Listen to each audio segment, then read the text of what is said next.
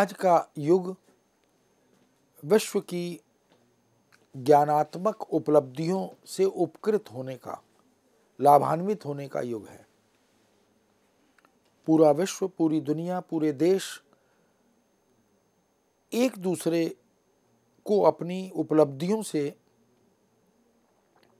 अवगत कराने के लिए और उनका कल्याण करने के लिए लालायित हैं।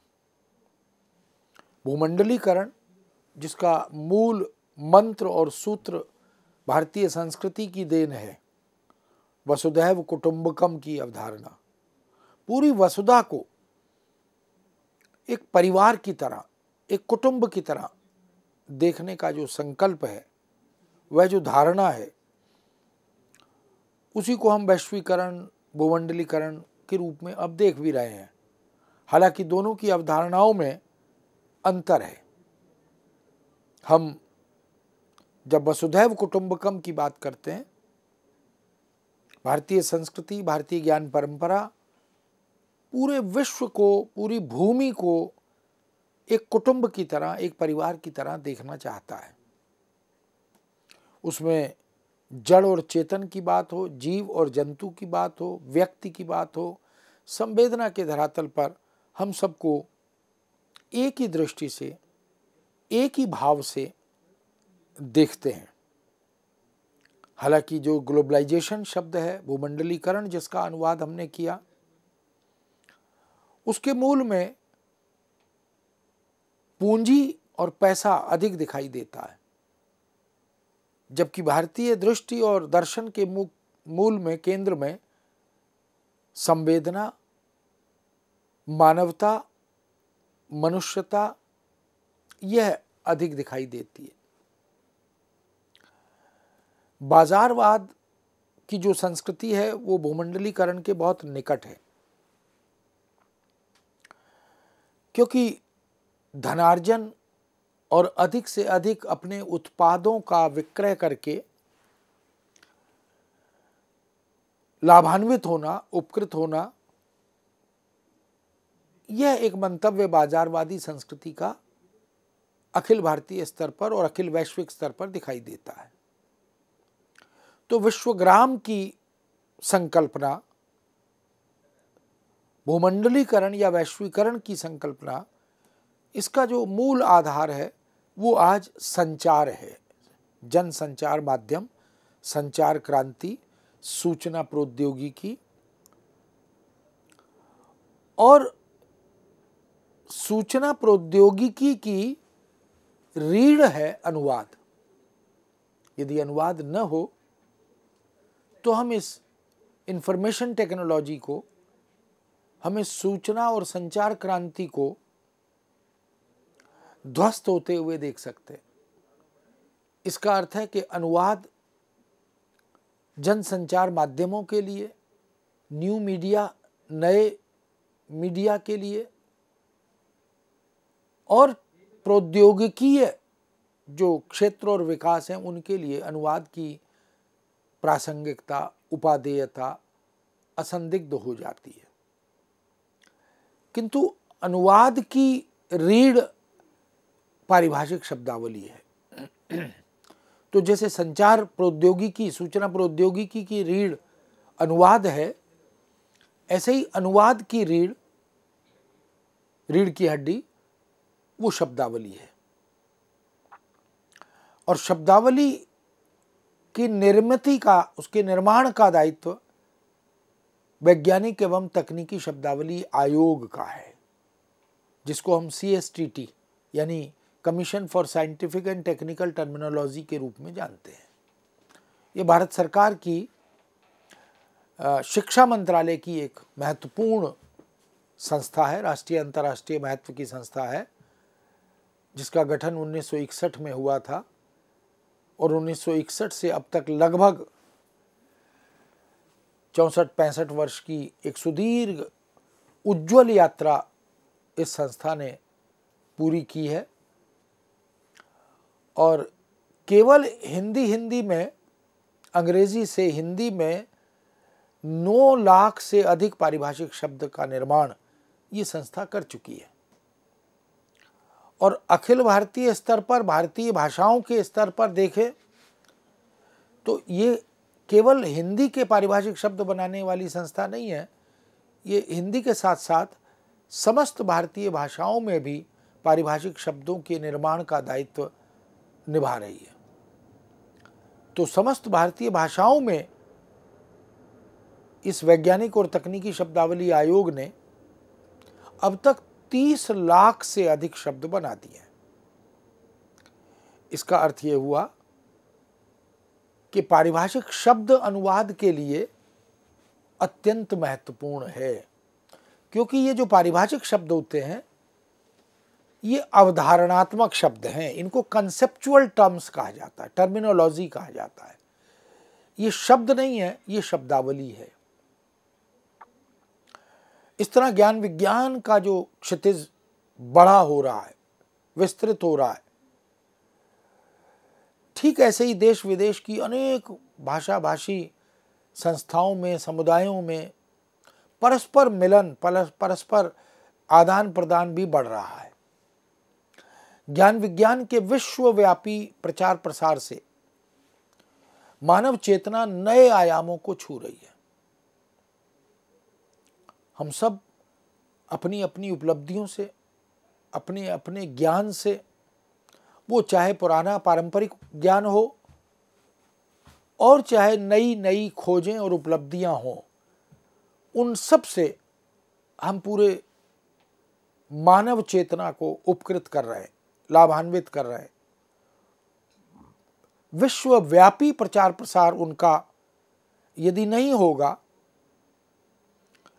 और उन खोजों और उपलब्धियों से यदि पूरे विश्व की मानवता उपकृत नहीं होगी, तो हमारा जो उपलब्धियों का उद्देश्य है वह पूरा नहीं हो पाएगा। इसलिए विश्व बंधुत्व और पारस्परिक संवेदनाओं की अभिव्यक्ति को प्रस्तुत करने के लिए अनुवाद निरंतर अपनी उपादेयता, अपनी प्रासंगिकता को सिद्ध कर रहा है।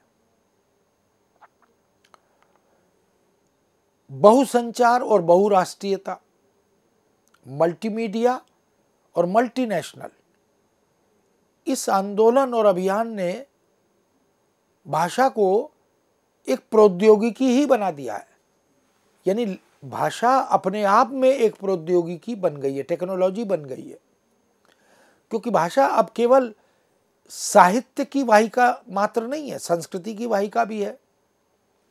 भाषा ज्ञान विज्ञान को वहन करती है और उसको एक बहुदिशागामी, बहुआयामी सेतु के माध्यम से विश्व के मंच पर पहुंचाने का काम भी करती है।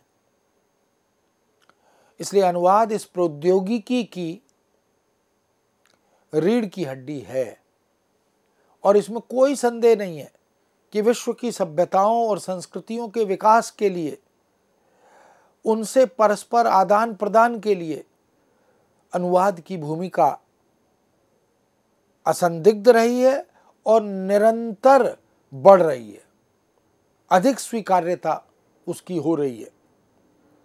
कभी जिसे नकारात्मक दृष्टि से, हे दृष्टि से, दोषपूर्ण दृष्टि से देखा जाता था, अब वह स्थिति पूर्णतः परिवर्तित हो गई है। विभिन्न सभ्यताओं और संस्कृतियों को यदि हम समझना चाहते हैं, वो चाहे भारत की संस्कृतियां हो या विश्व की संस्कृतियां हो, भारत एक बड़ा देश है,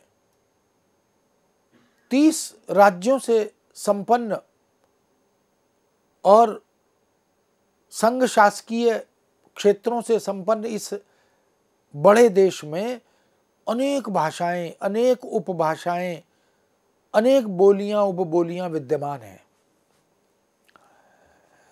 राज्यों में वहाँ की सांस्कृतिक विरासत को देखें तो उनमें अंतर भी है और एक रूपता भी है, आंतरिक अन्विति भी है और अपनी अलग विशिष्ट पहचान भी है। यदि कोई एक पर्व देश के किसी एक राज्य में मनाया जाता है तो वह देश के अनेक राज्यों में उसकी लोक स्वीकृति है। उसके मनाए जाने का रूप स्वरूप भिन्न हो सकता है, प्रकृति भिन्न हो सकती है, लेकिन मूल एक ही है। उसकी जो आधारशिला है वह एक ही है। ऐसे बहुत से पर्वों उत्सवों का नाम अखिल भारतीय स्तर पर लिया जा सकता है। खान पान की दृष्टि से, वेशभूषा की दृष्टि से, आभूषणों की दृष्टि से, रीति रिवाज की दृष्टि से, पर्वों और उत्सवों के आयोजन की दृष्टि से, धार्मिक आस्थाओं और विश्वास आदि की दृष्टि से हम देख सकते हैं कि बहुत सी विविधता रहती है, लेकिन इन सब में एकता की जब बात आती है तो वो भारतीयता, भारतीय संस्कृति। इसलिए इन सब को जानने समझने के लिए, पूरी दुनिया की सभ्यता और संस्कृतियों को जानने के लिए अनुवाद को सशक्त टूल या साधन या माध्यम बनाया जाता है। उसके बिना हमारा काम चल नहीं सकता। इसलिए भारतीय दर्शन और उसके विविध आयाम हो, बौद्ध धर्म की बात करें, गीता के उपदेश को ध्यान में रखते हुए हम गीता की जो वस्तु है उसकी बात करें, औपनिषदिक चेतना की बात करें, कुरान शरीफ की बात करें, बाइबल की बात करें, पंचतंत्र आदि अनेक प्राचीन ग्रंथों का वैश्विक स्तर पर जो प्रचार प्रसार हुआ है वो अनुवाद के माध्यम से ही संभव हो सका है। आज पूरी दुनिया टैगोर को जानती है, गांधी को जानती है, वीर सावरकर को जानती है, तो फिर वो अनुवाद के माध्यम से जानती है। बहुत से राजनेता, बहुत से समाज सुधारक, बहुत से धर्म प्रणेता, धर्म के प्रतिनिधि, ज्ञान विज्ञान, शिक्षा दीक्षा, इन क्षेत्रों में जिन्होंने एक मील के पत्थर की तरह अपनी भूमिका निभाई है, उनसे पूरा विश्व आज उपकृत होता है। यह आयात निर्यात, यह आदान प्रदान बहुत सफल और सार्थक सिद्ध होता है। इसमें साहित्य, कला, समस्त कलाएं, भारत की जिन 9 कलाओं की बात हम करते हैं, चित्रकला, मूर्तिकला, शिल्पकला, नृत्य कला, गायन कला, स्थापत्य कला, साहित्य कला आदि आदि, इनकी विश्व चेतना का विकास यदि हुआ है, सांस्कृतिक एकता को विकसित करने में यदि किसी विधा की भूमिका है तो वो अनुवाद है। वास्तव में अनुवाद एक सांस्कृतिक सेतु का, एक सांस्कृतिक आवागमन, निर्बाध आवागमन करने वाले पुल का काम अगर कोई करता है तो वो अनुवाद करता है। एक बहुआयामी, बहुदिशागामी ऐसा सेतु जिसके ऊपर नीचे से दाएं बाएं से अनेक भाषाई मार्ग खुलते प्रशस्त होते हैं, निर्बाध आवागमन और आदान प्रदान की दिशाएं उजागर करते हैं, वो वास्तव में ऐसा पुल, ऐसा सेतु अनुवाद कहलाता है। प्राचीन काल में अनुवाद सृजनात्मक साहित्य तक ही सीमित होता था, किंतु आज अनुवाद हमारे जीवन व्यवहार की अनिवार्य वस्तु बन गया है। हमारी जीवन शैली का, हमारे ज्ञानार्जन का, हमारे अध्ययन अध्यापन का, हमारे शिक्षण प्रशिक्षण का, हमारी ज्ञान विज्ञान के साथ साथ तकनीक प्रौद्योगिकी के क्षेत्रों का एक सशक्त, एक मजबूत आधार अनुवाद बन गया है। बहुत से राष्ट्रों की साहित्यिक और सांस्कृतिक विरासत का आदान प्रदान अनुवाद से ही संभव हुआ है। आज प्रेमचंद को दुनिया अनुवाद के माध्यम से पढ़ रही है। आज सूरदास, तुलसीदास, रामचरितमानस, कबीर, बिहारी, घनानंद आदि हिंदी के प्रतिष्ठित रचनाकारों, कवियों, गद्यकारों, कथाकारों को दुनिया अपनी अपनी भाषा में अनुवाद के माध्यम से पढ़ रही है। इसका अर्थ है कि बहुत से राष्ट्रों की साहित्यिक और सांस्कृतिक विरासत का आदान प्रदान जो अनुवाद के माध्यम से होता था वह अभी भी हो रहा है, लगातार बढ़ रहा है। लेकिन तकनीकी, वैज्ञानिक और प्रौद्योगिकीय क्षेत्रों में इसकी सार्थकता, इसकी प्रासंगिकता अब बढ़ रही है।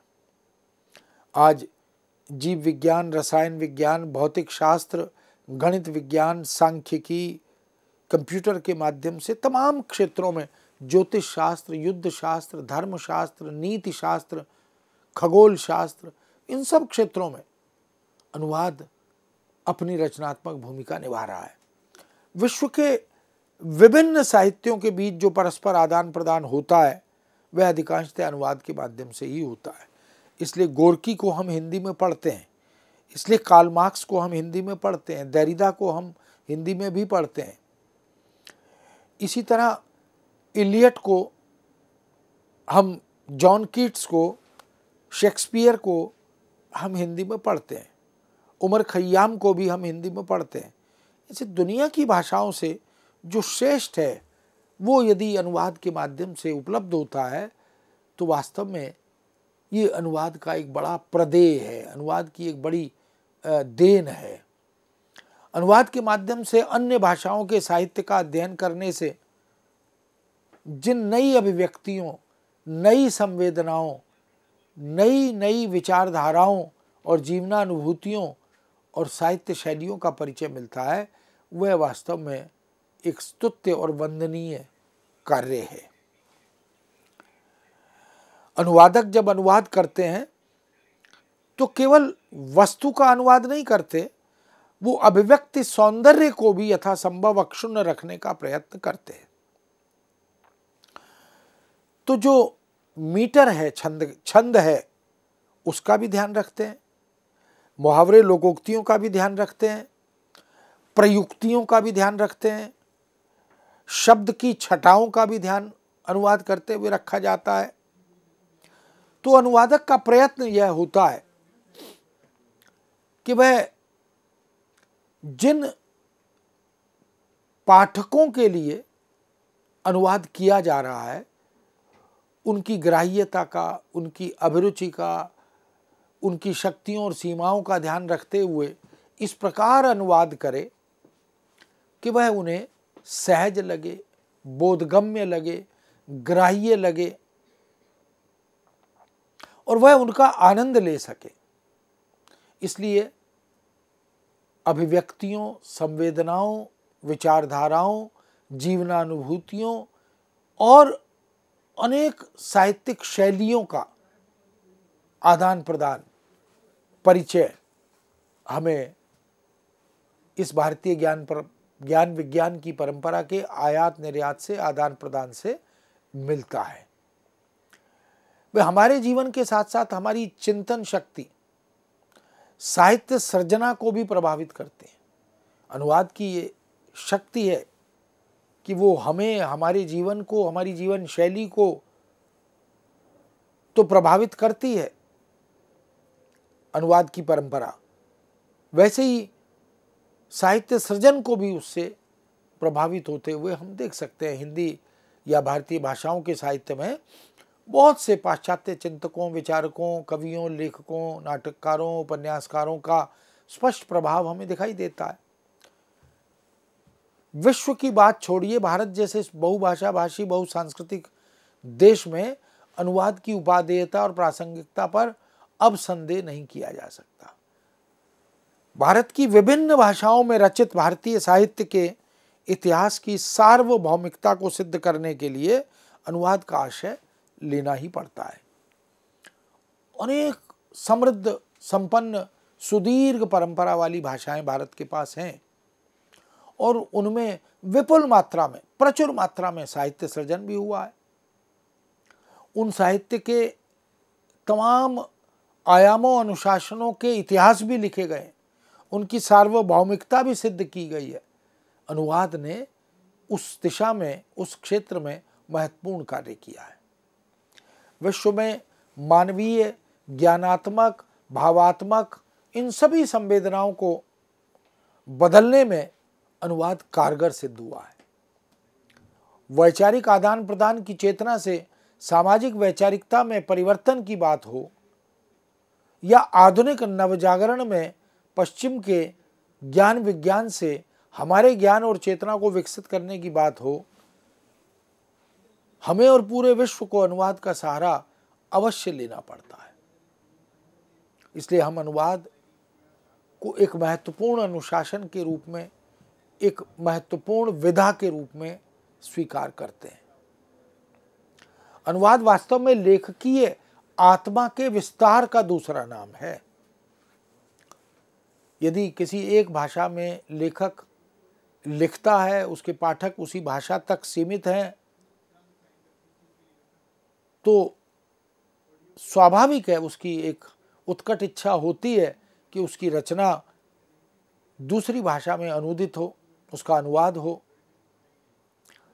भारतीय भाषा में और विदेशी भाषाओं में भी अनुवाद हो, ताकि विश्व उसको पढ़ सके, उसे समझ सके, उसकी आत्मा का विस्तार तेजी से होने लगे। विश्व की प्रत्येक भाषा के श्रेष्ठ विचारक, चिंतक, लेखक, राजनेता, दार्शनिक, वैज्ञानिक, पत्रकार, शिक्षक, डॉक्टर, अध्यापक, ये सब हार्दिक इनकी इच्छा होती है कि उनकी साधना से, उनकी उपलब्धि से, उनके ज्ञान से, उनकी उपज से, नई नई स्थापनाओं से और जो अद्यतन अधुनातन शोध, अनुसंधान या खोजें उन्होंने की हैं, उससे पूरा विश्व उपकृत हो, लाभान्वित हो। जितने बड़े स्तर पर उन खोजों से, उन उपलब्धियों से विश्व उपकृत होगा, लाभान्वित होगा, लेखक को उतना आत्मतोष उसका बढ़ेगा।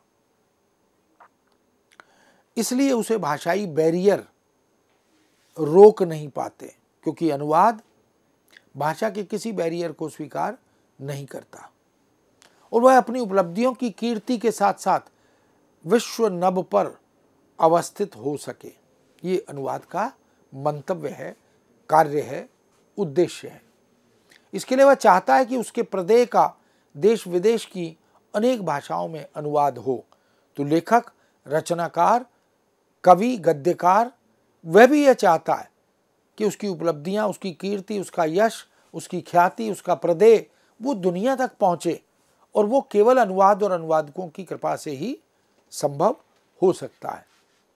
इसलिए भाषा, जाति, धर्म, समुदाय, राज्य या राष्ट्र, इन सब की सीमाएं लांघकर, उनका अतिक्रमण करते हुए, तो जो रचना को वह अन्य भाषाओं में भिजवाना चाहता है, वह लेखक यह भी चाहता है कि उसके कथ्य, उसके मंतव्य, उसके भाव को पूरी दुनिया पढ़े, सुने, समझे। भाषा भाषी से ये बैरियर तोड़कर उसकी रचना तक साधिकार और निर्बाध पहुंचे, बिना किसी अवरोध के पहुंचे। यह सब केवल अनुवाद के माध्यम से ही संभव होता है, अन्यथा नहीं हो पाता। इसलिए मित्रों, विश्व के ज्ञान विज्ञान को